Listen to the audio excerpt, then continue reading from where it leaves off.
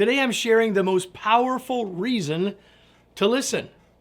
Hi, I'm Kevin Eikenberry, and I'm here to help you reach your potential as a leader and a human being. Welcome to Remarkable TV and the Remarkable Leadership Podcast. Wherever you happen to be listening or watching, make sure you hit the subscribe or follow button so you don't miss any future episodes like this one. Are you ready? Let's get started. This is part of an ongoing series on listening, number 10 in the series, as it turns out.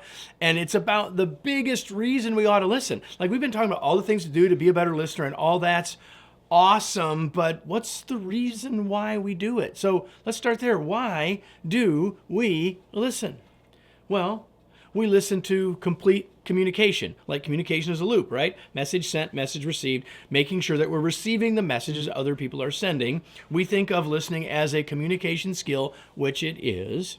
And we listen to understand, to make sure not only did the person feels like we completed the loop, but that we truly understand what they're saying, what the facts are, what their perspective is, etc. We also listen to acknowledge the other person, right? To let them know that their message is important and that therefore they are important. We do it to acknowledge the other person, of course, and we may listen to learn something. In fact, we talk to people, they have a perspective we don't have. We can almost always learn something in listening, and sometimes we can learn a whole lot.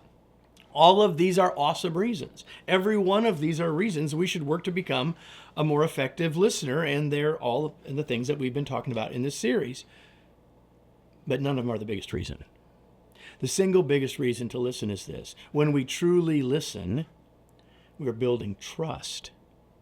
You see, listening is a trust-building behavior. Think about it. Even if you're having a conversation with someone who is really listening to you, isn't that a trust-building situation? Even if it's someone with whom your trust level isn't really very high, if they're truly listening to you, it starts to change your perspective, starts to change the way you think about them, because they're giving their attention to you. So listening is a trust-building behavior, and I don't think I need to tell you why having more trust in your life is a better thing.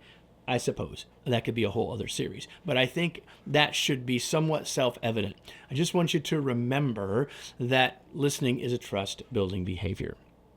So I hope that you found this useful. If you did, I'm promising that you will find useful my next book called Flexible Leadership, Navigate Uncertainty and Lead with Confidence. In that book, we talk about a lot of things to help you lead in new and more effective ways, including the value of value that trust plays in the leadership experience. So hopefully you will take advantage of that. You can learn more and get your copy by going to kevineikenberry.com/flexible.